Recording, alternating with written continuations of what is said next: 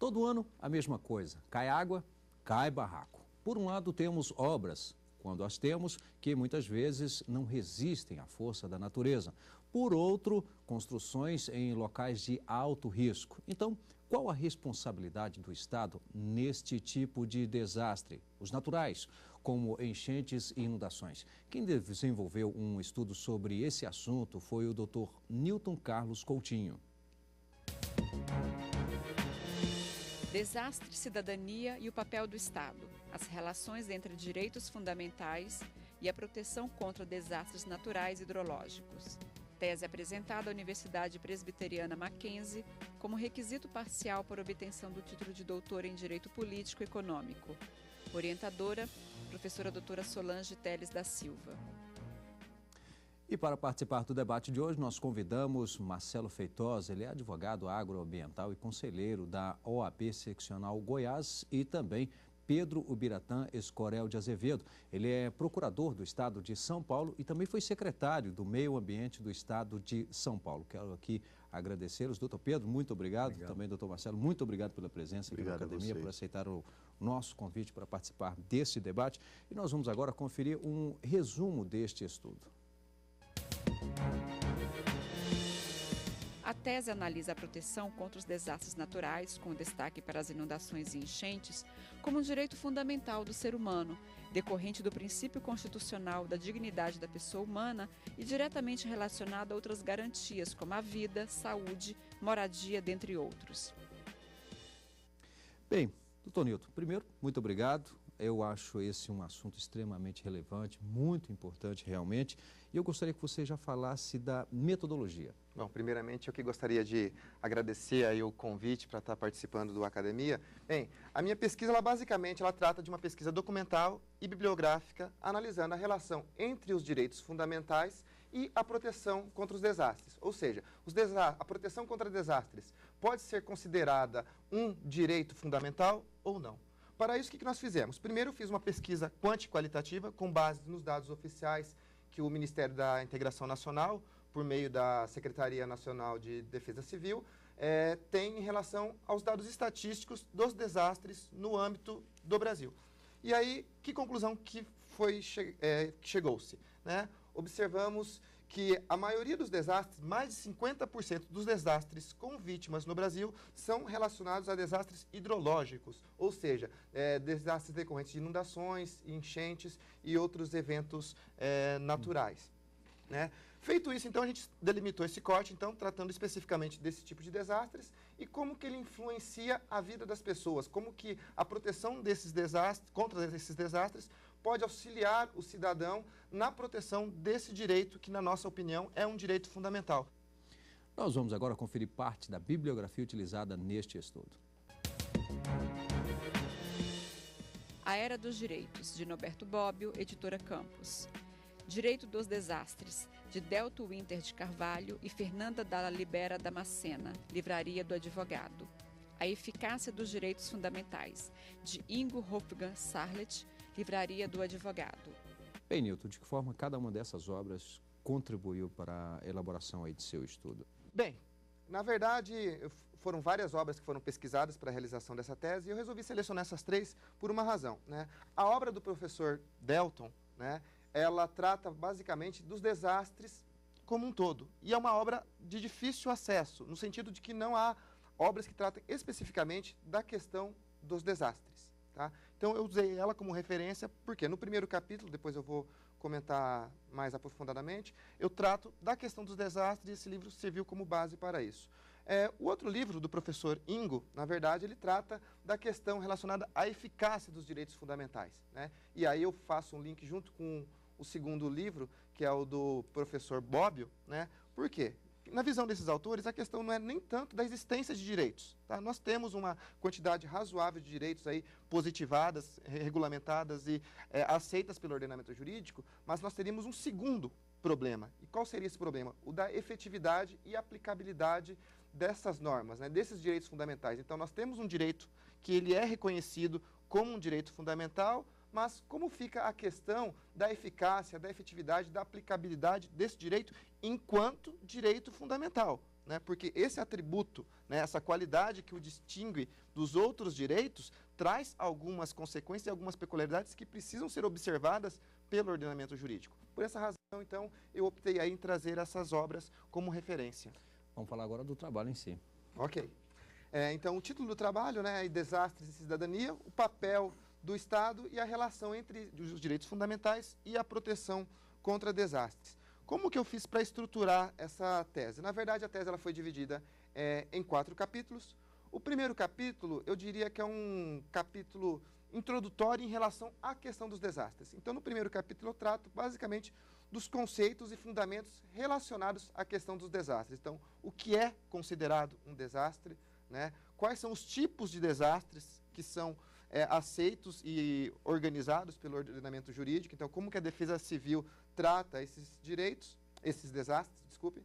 E, na sequência, apresento, então, esses dados estatísticos que eu tenho do Ministério da Integração Nacional, chegando até os desastres hidrológicos, que são o recorte escolhido para trabalhar nessa tese. E por que, né, esses desastres? Porque são os que trazem maior número de vítimas. No segundo capítulo, aí sim, eu passo a tratar da questão dos direitos fundamentais. Então, eu inicio fazendo todo um histórico em relação aos direitos fundamentais, como eles se desenvolveram, como que eles estão atualmente, quais são as características que estão relacionadas a esse direito e por que ele tem essa especificidade em relação a outros direitos, porque ele ocupa essa posição de destaque no ordenamento jurídico. E aí eu falo da evolução, né, da questão acerca das gerações ou dimensões de direitos fundamentais, e aí insiro nesse aspecto a proteção contra desastres enquanto uma categoria de direito fundamental autônoma. Terceiro capítulo, aí sim, eu começo a tratar da questão relacionada às políticas públicas relacionadas à proteção contra desastres. Então, aí temos políticas públicas defensivas, preventivas e outras, né, no caso da ocorrência de um desastre. Importante aí ressaltar que os desastres são algo que não tem como impedir, né? Eles estão relacionados à dinâmica da Terra, então são eventos naturais que, por alguns fatores, eles podem se intensificar ou diminuir, mas, infelizmente, impedir a ocorrência de desastres é algo que não é possível. Nós podemos mitigá-los, né, e adotar aí sim medidas e políticas públicas voltadas para a proteção, para a prevenção contra esse tipo de evento, né, mas ele inevitavelmente ocorrerá em maior ou menor grau, a depender das políticas públicas e da forma como o homem interagir com o meio ambiente. Importante destacar aí que a proteção contra desastres está intimamente relacionada aí à questão ambiental, né? Tanto que aí nós temos aqui entre os debatedores, né, 2 com alta experiência na área ambiental. Sim. E aí, por fim, no quarto capítulo, aí sim eu passo a tratar de alguns instrumentos jurídicos que nós temos aí disponíveis para quê? Para otimizar essa proteção desse direito fundamental, que é a proteção contra desastres, no caso específico aí, a questão dos desastres hidrológicos. E, finalmente, aí eu faço as conclusões finais do trabalho, no sentido de que, efetivamente, a proteção contra os desastres naturais, e aí especificamente dos desastres hidrológicos, constitui-se como um direito fundamental e que, portanto, demanda uma ação ativa do Estado e também da sociedade na defesa, na proteção desse direito. Bom, nós vamos fazer aqui um rápido intervalo. Daqui um pouquinho nós estaremos de volta já na fase de debates para debater aqui e conhecer um pouco melhor este estudo. Até já.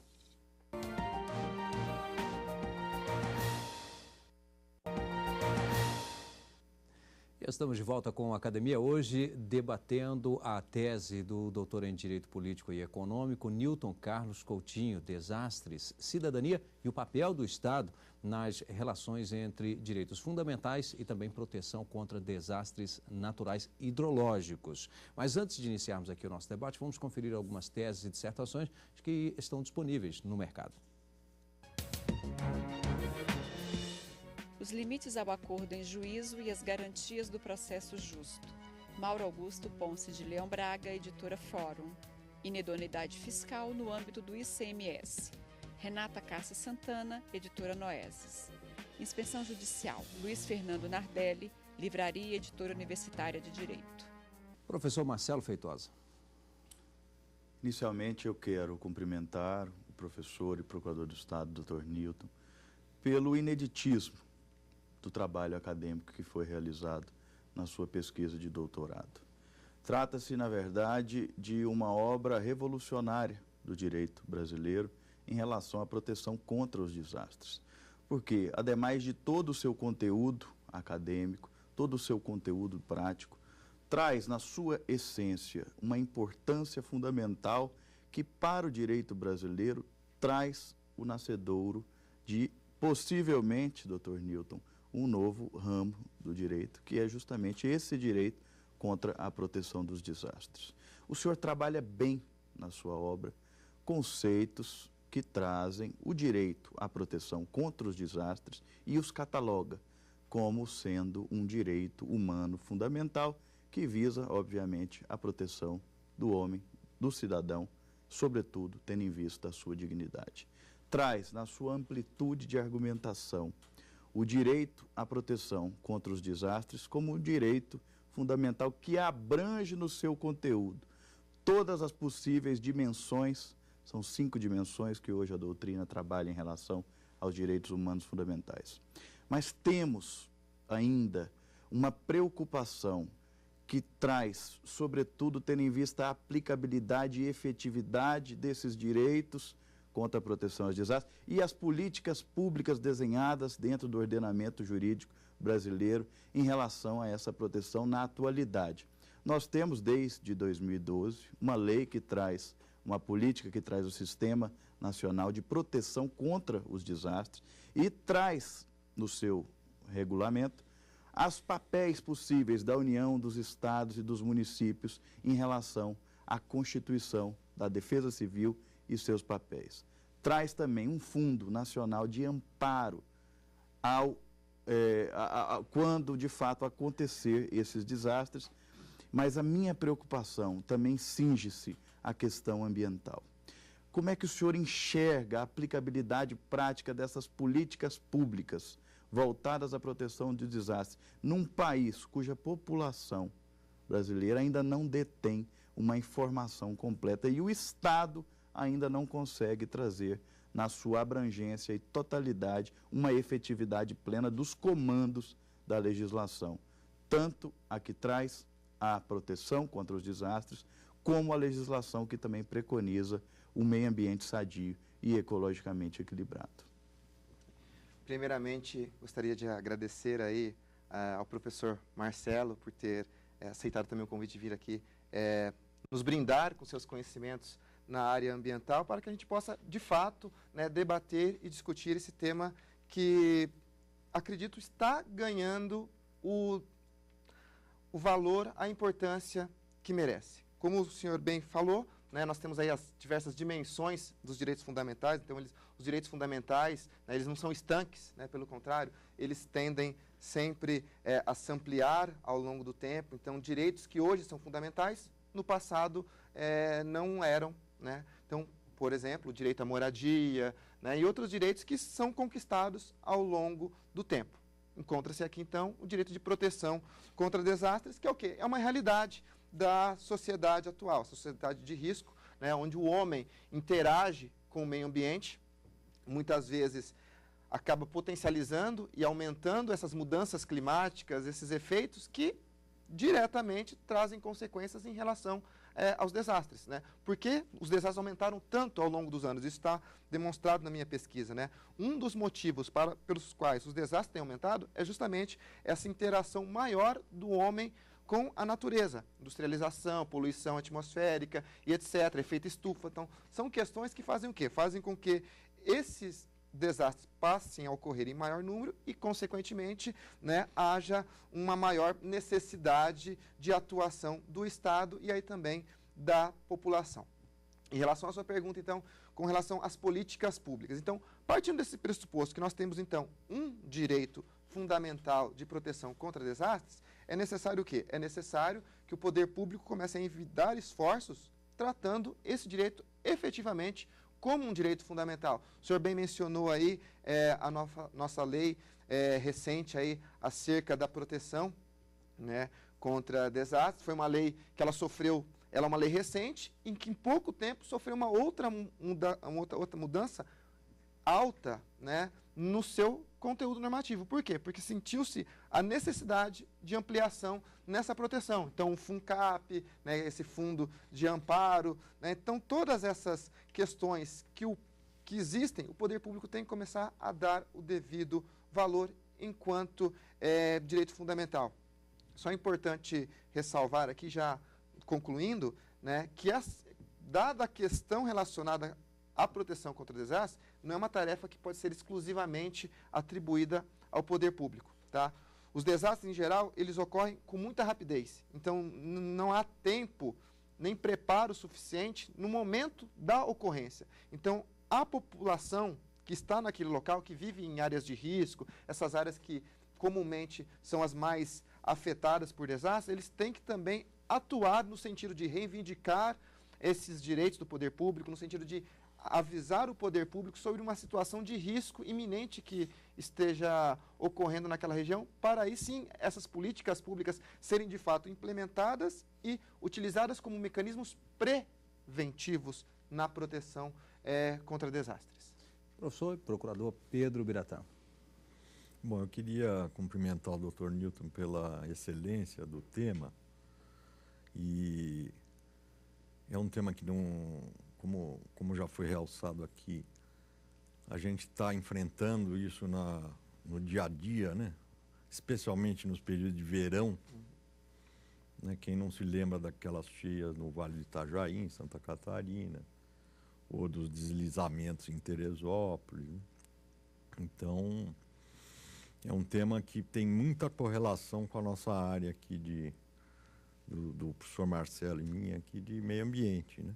Porque se esses desastres acontecem, a gente tem que fazer uma reflexão também sobre se as pessoas deveriam estar onde elas estão quando esses desastres acontecem. Não raro, o que ocorre é que essas áreas de risco, né, elas coincidem com áreas que a legislação visa proteger. São normalmente encostas, né, íngremes ou regiões ribeirinhas, né? Mas a gente, por outro lado, não pode deixar de considerar que as ocupações na humanidade, elas se deram preferencialmente ao longo dos rios, né? A civilização começou assim. Então, é muito complicado ponderar esses valores, né? De modo a evitar esses eventos de remoções de população, que são sempre traumáticos, né?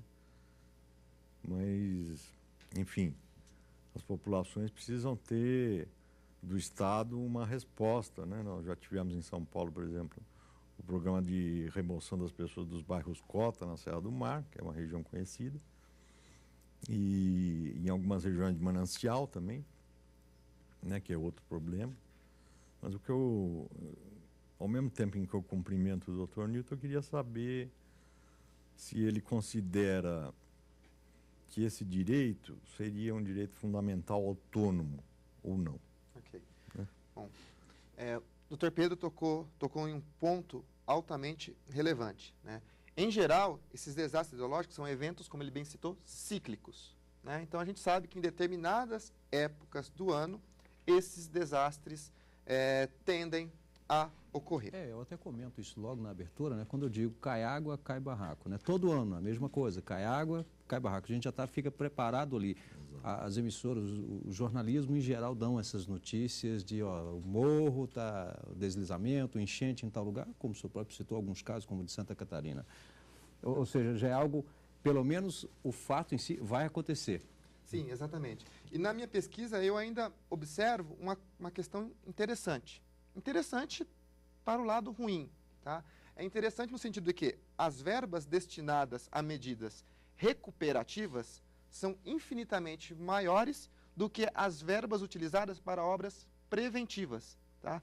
E outra constatação lamentável é o fato de que a gente observa que essas medidas recuperativas, elas não vêm acompanhadas de uma preocupação na prevenção com desastres posteriores. Ou seja, dezembro, janeiro de 2014, ocorreu um desastre zoológico, uma inundação, etc. O que vai acontecer? Nós teremos toda uma obra de recuperação daquele cenário, daquele local, só que não há uma preocupação em pensar em mecanismos que possam evitar que no ano seguinte, na mesma época, esse evento ocorra. Como, por exemplo, questões simples, questões relacionadas a bueiros, escoamento de água, retirada eventualmente de uma população que encontra-se numa área de risco. É uma coisa que a gente acaba não encontrando na prática, tá? Em relação à segunda questão aí mencionada pelo Dr. Pedro, a questão de tratar-se ou não de um direito autônomo. Eu parto do pressuposto que os direitos fundamentais em si, eles têm um objetivo específico, que é qual? Proteger a dignidade da pessoa humana. Tá? Se esse é o objetivo principal, né, então todos os outros direitos, eu poderia chamá-los ou de direitos autônomos ou de instrumentos para a garantia dessa dignidade da pessoa humana. E eu entendo que este direito específico e todos os outros direitos fundamentais são direitos autônomos. Por quê? Porque eles vão garantir e proteger essa dignidade da pessoa humana. Se não fosse assim, né, direito à moradia também seria um instrumento para a proteção dessa dignidade da pessoa humana.